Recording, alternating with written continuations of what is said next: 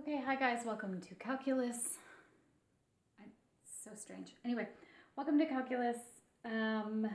So I should have, everybody should already be in Google Hangouts. If you're not, please go there.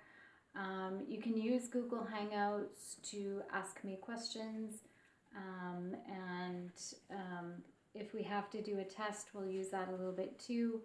I'm going to be online from 8:30 in the morning until 3 o'clock. So you can either contact me through Google Hangouts or through email, either way, or even through Google Classroom.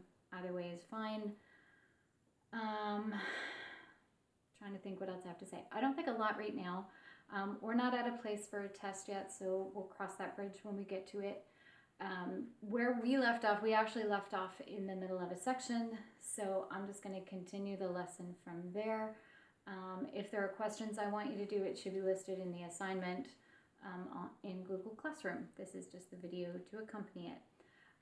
Someone has already contacted me and asked me, sorry, Wicket's laying down, has already asked me to go over a question from the homework, so I'm going to do that. It's question 7D on page 238, I believe. Yeah, 238. So if you already know how to do this, you can't do this in class, but you can fast forward me. So you can just fast forward through this if you already know, if you already have this, if you already know the answer.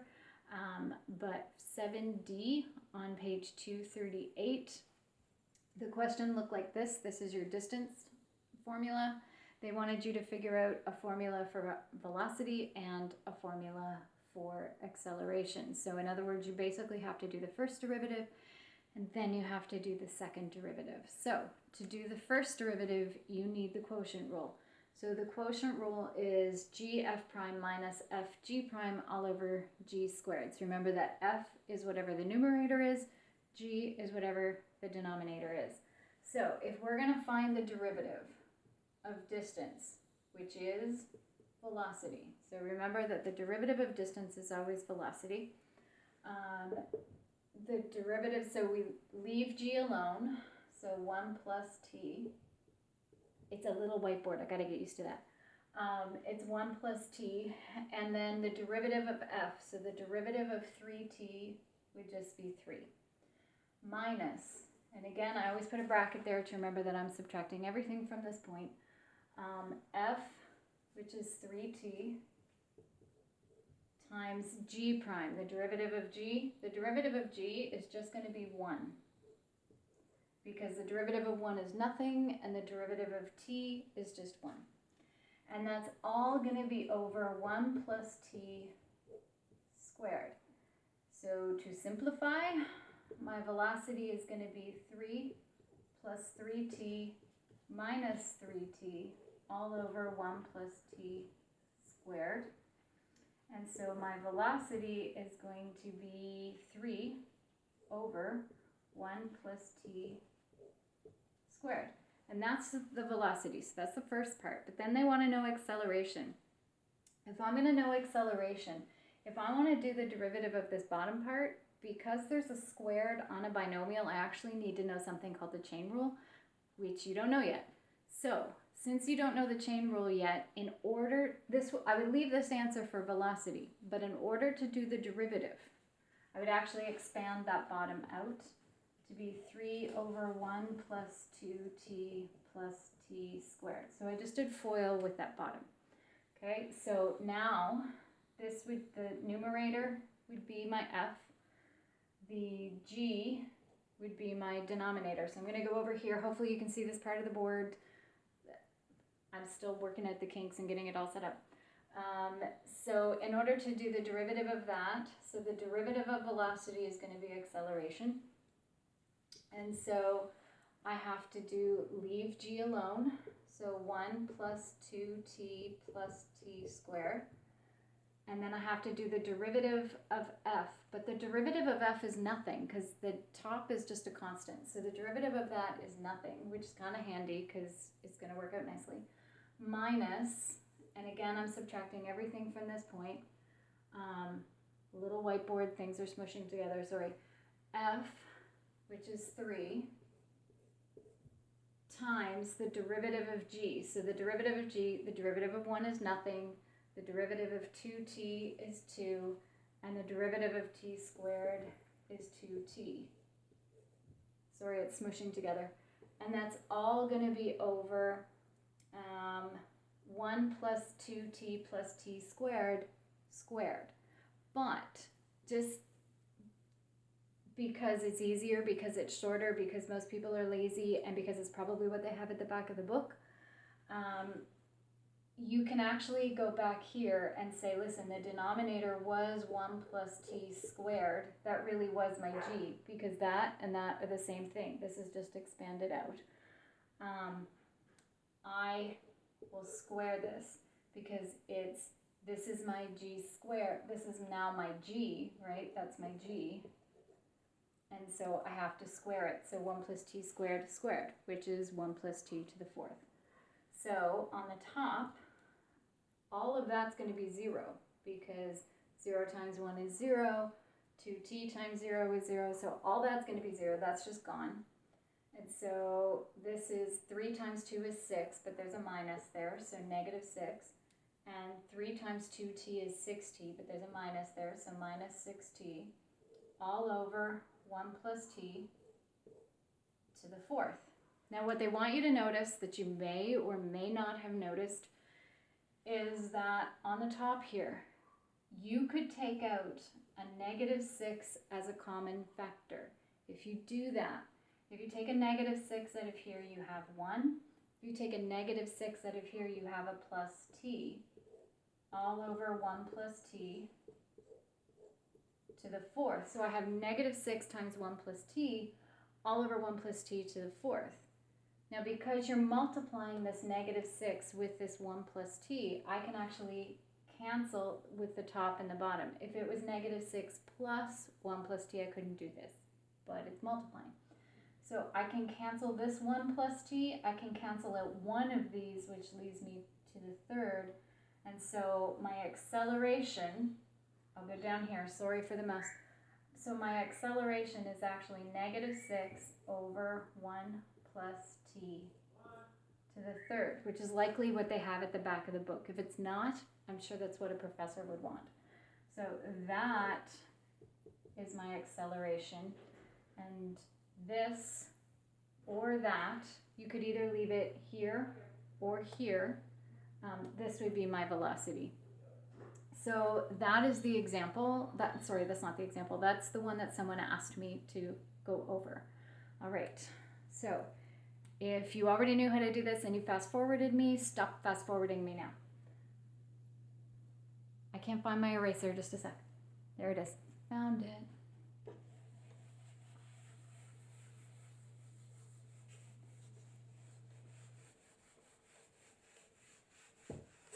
Wicked is lying down here beside me, but he won't let me pick him up so that you can see him, sorry. Right, Wicked?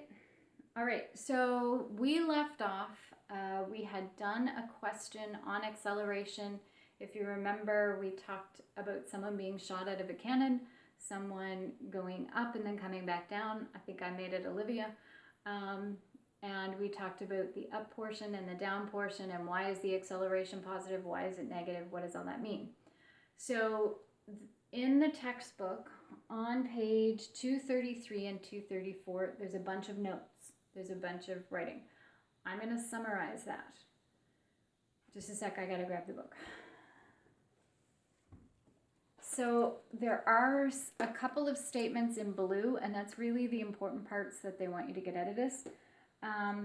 When we are talking about acceleration and velocity and time and all these fun different things, we can actually tell whether something is speeding up or slowing down. If you're in physics, we've already talked about this before, but maybe not exactly in these words.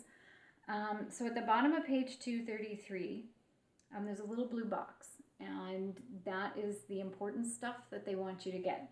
And they're saying if you can take your acceleration and multiply it by your velocity. So if you knew your velocity was 4 and your acceleration was 2 and you multiplied them together, if it works out to be positive, if it works out to be greater than 0, okay, so if it works out to be positive, so in brackets I'll put positive. If you take your acceleration and you multiply it by your velocity and it works out to be positive, what that actually means in the real world is that the object is speeding up, okay? So if your acceleration and your velocity, if when you multiply them together, so in other words, your acceleration and your velocity would both have to be positive or they would both have to be negative. That's the only way it'll turn out to be positive. Then it means that whatever you're talking about, that thing that you're talking about, is speeding up. So if you take your acceleration and you multiply it with your velocity and it works out to be less than 0, so in other words it works out to be negative, that means then that your object is actually slowing down. If you're in physics, we've talked about elevator questions, about if you're going up but slowing down, what does that mean? That's what this is talking about. So if you can take your acceleration and you can multiply it by your velocity and you get a negative answer. So in other words, one of those would have to be positive and one of those would have to be negative. They would have to be opposite signs. What that means in the real world is that the object is slowing down. So for instance, if I was going away from my origin, my velocity would be positive, but I was hitting the brakes, that would mean I was slowing down because my acceleration would be negative, but my velocity would be positive, and so that would mean that I am slowing down. If you reverse that, if my velocity is negative, that means that I'm headed back towards home, back towards my origin, but I'm speeding up. And if you are speeding up in the negative direction, that means your acceleration is actually positive, and that, so yeah. So anyway, I don't know if I said that right, sorry. So basically, if your acceleration and your velocity work out to be negative, then your object is slowing down, okay? So my velocity would be negative, but my acceleration would be positive. It would mean I was slowing down, headed back towards home. That I got right. On the next page, they talk about, I don't really like that blue, but there's another line 3/4 of the way down page 234, and they tell you if you take your distance, and again, S is distance, don't ask me why, I don't know. If you take your distance and you multiply it with your velocity and you get a number bigger than 0, so in other words it works out to be positive, it means that the object is moving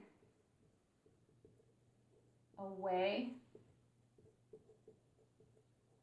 from the origin, okay?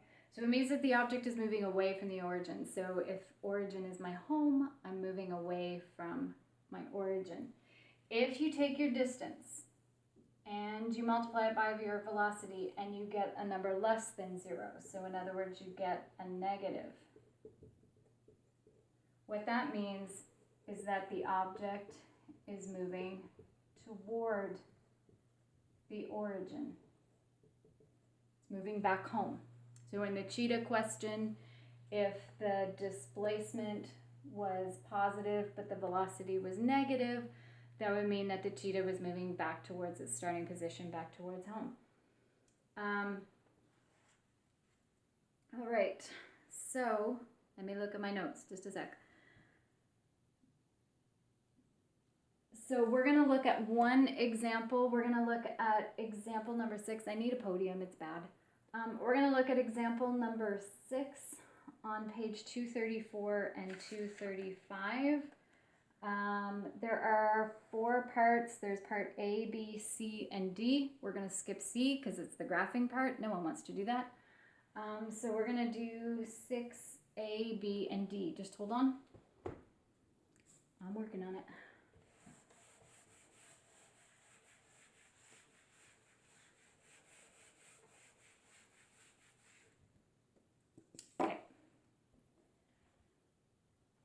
So it says there's a science fiction movie, and there's a computer generated robot that's moving in the scene, but it's computer generated. So if you know anything about like green screen and all that, actors have to act off of something that isn't actually there. They're just told where the thing will be in their scene at any given moment in time.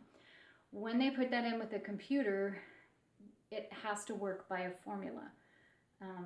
The computer runs an algorithm or a formula to put the robot or the creature, whatever it happens to be, in the right place in the scene, so that like the actor is not looking to the left while the object is to the right. So the actors and the robot are not at the set at the same time. That's because the robot isn't real. The robot is added to the shot later. For the movie to look realistic, the actors have to be given the exact instructions about the robot's motion so they can respond at the right time. So here's the important part. All that other stuff is pointless. The position of the robot is defined by this function. Its position is equal to t cubed minus 12t squared plus 36t. And they tell you that t is measured in seconds, and t goes from 0 seconds to 10 seconds. So all that means is that the robot's only going to be in the scene 10 seconds, and then it'll be like out of shot. So it won't be in the scene anymore. So this formula only applies when your value for t is anything between 0 and 10. So it says, part A, find the velocity and the acceleration. That should be simple by this point. So velocity is just the derivative of distance. So the velocity would be 3t squared, Olivia, I hope you're saying this at home with me, minus 24t plus 36. And then to do the derivative of velocity, that will give you acceleration, which would be 6t minus 24. Okay, so that's part A. That's all they want in part A. It's nothing fancy. Part B says find the velocity and the acceleration at 3 seconds and at 5 seconds. So it wants to know the velocity at 3 seconds, and it wants to know the velocity at 5 seconds. It wants to know, sorry, I can't remember, I'm old. And it wants to know the acceleration at 3 seconds and the acceleration at 5 seconds. So this is really just a matter of taking my velocity formula and putting 3 in, figuring out what the answer is, and taking 5 and putting it into my velocity formula. I'm assuming at this point you can do that. So this would be 3 squared is 9, times 3 is 27, minus 24 times 3 plus 36. So I'm just going to skip that because you guys can do that. It's in your textbook anyway. And I'm cheating, by the way. It's negative 9. So at 3 seconds, the robot's going negative 9 meters per second, which basically means it's going 9 meters per second, but it's headed back towards its origin. At 5 seconds, so just put 5 in. 5 squared is 25 times 3 is 75 minus 24 times 5 plus 36. You can do that. And it works out to be also negative 9. Then we do the same thing for acceleration. We put 3 in. 6 times 3 is 18, and 18 take away 24. I think even I can do that in my head. It's negative 6 meters per second squared because it's acceleration. And at 5 seconds, 6 times 5 is 30. 30 take away 24 is positive 6 meters per second squared. So I keep popping in and out, I know, I'm sorry. So it says, is the robot speeding up or slowing down? That goes back to the lines that I put the stuff in blue. That goes back to those. And I said, if you take your acceleration and you multiply it by your velocity. If it's positive, that means that the object is speeding up. If it's negative, it means that the object is slowing down. So at 3 seconds, if I take its velocity, it's -9. And if I take its acceleration, it's -6. I get a positive answer. Because I get a positive answer, that means that the object, in this case the robot, is speeding up. Okay? And so then I need to figure out for 5 seconds. If I take my acceleration and I multiply it by my velocity at 5 seconds, at 5 seconds it's -9 and +6, which gives me -54. Because it's negative, that means that the object, again in this case a robot, it's slowing down. Okay? So that was part B. So far, again, nothing too hard. We're skipping C, which is the graphing part, and we're going to when is the robot speeding up and when is the robot speeding down. That's really good. Woo, I should not do these at night. When is it slowing down? And again, that is that has to do with distance multiplied by velocity, because we said if you take your displacement or your distance or your position, if you take your position and you multiply it by your velocity and it works out to be positive, that means it's moving away from the origin. If it works out to be negative, it's moving toward the origin. So, sorry, that's not what they want to know. They don't want to know when it's moving toward or away. They want to know when is the robot speeding up and when is it slowing down. So when is it speeding up? When is it slowing down? So we know at 3 seconds it's speeding up. We know at 5 seconds it's slowing down. But when does that change? All right. So what we have to do, this is the part you're not going to like, I'm sorry. What we have to do is we have to figure out when is the velocity 0, and we have to figure out when is the acceleration 0. So if I make my velocity 0, I have 0 is 3t squared minus 24t plus 36. I would divide everything by 3 and get t squared minus 8t plus 12. And then I can factor that. And I would get t minus 6 and t minus 2. So t is 6 and 2. So at 6 seconds it stopped, and at 2 seconds it stopped. So what about its acceleration? When is its acceleration 0? So 0 would equal 6t minus 24. So 24 would be 6t, and so t would be 4. So at 4 seconds, the acceleration is 0. So I'm going to make a couple of charts here, just a sec. I'm going to ignore this for a minute. I need space. I have a little whiteboard. So I'm going to ignore that for a sec because I want a couple of charts up here. So for velocity, it is stopped at 2 seconds and at 6 seconds. Okay? Before 2 seconds, I don't know what its velocity is, but at 3 seconds, I know the velocity is negative, and 3 falls between 2 and 6. So I know the velocity is negative there. And at 5 seconds, it's still negative. So I need to figure out after 6 and before 2. So all I have to do is pick a number before 2, like 1 or even 0. If I pick either one of those, because my time can be anything including 0, if I pick any of those and I put them into my velocity formula, if I pick 1, this would be 1 minus 8 plus 12. My velocity before 2 seconds would be positive. Again, I just picked a number before 2, plunked it into my velocity formula. I got that it was positive.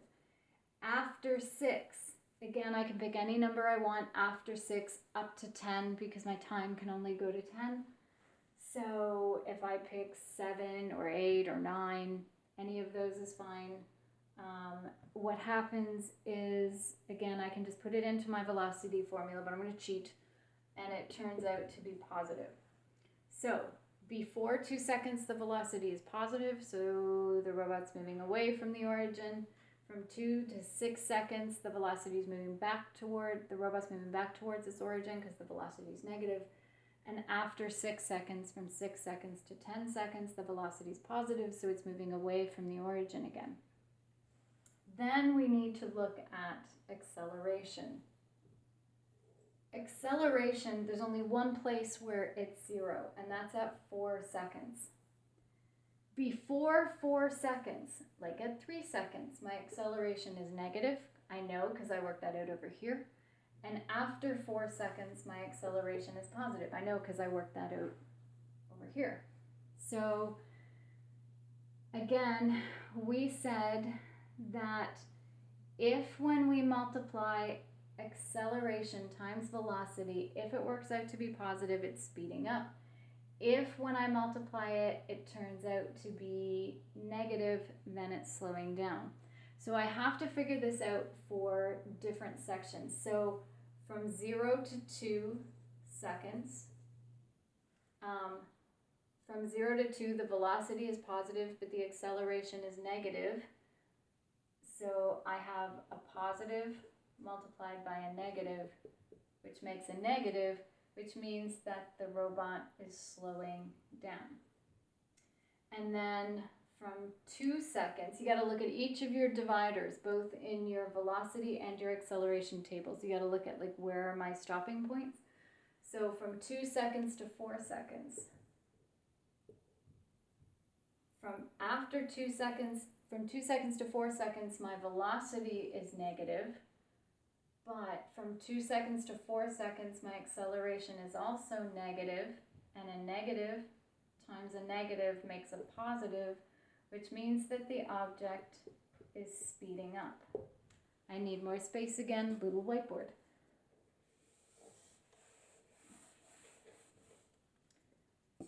So I left off at 4 seconds, so now I'm going to go from 4 seconds to the next stopping point, which is 6 seconds.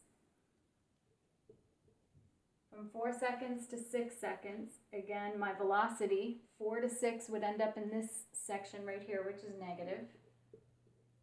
And acceleration from 4 to 6 seconds, that would end up here, that's positive, which means a negative times a positive makes a negative, which means the object is slowing down. So again, now I have to stop at 10 seconds. So from 6 seconds to 10 seconds, because that's when the robot leaves the shot.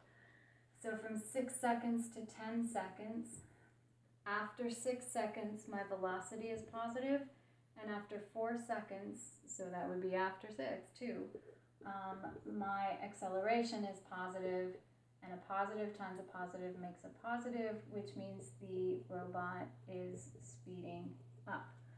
So you can tell what the robot's doing. So the robot for the first 2 seconds is slowing down. From 2 to 4 seconds during this scene, the robot is speeding up. Then from 4 to 6 seconds, the robot's slowing down again. And so from 6 to 10 seconds, the robot would again be speeding up. So you can make up a story, whatever the robot's doing. I don't know what it's doing, but it's speeding up and slowing down. So that's that example. On Google Classroom in the lesson, it'll have some questions for you to try. If this is confusing, rewatch the video a couple of times. I'm not your only source of information. You can also look up other people explaining it on YouTube. They're probably better than I am at it. This is weird for me. So if you have any questions, again, let me know on Google Hangouts, or you can private message me. You can either do it through email or directly through Google Classroom, either one. So see you later.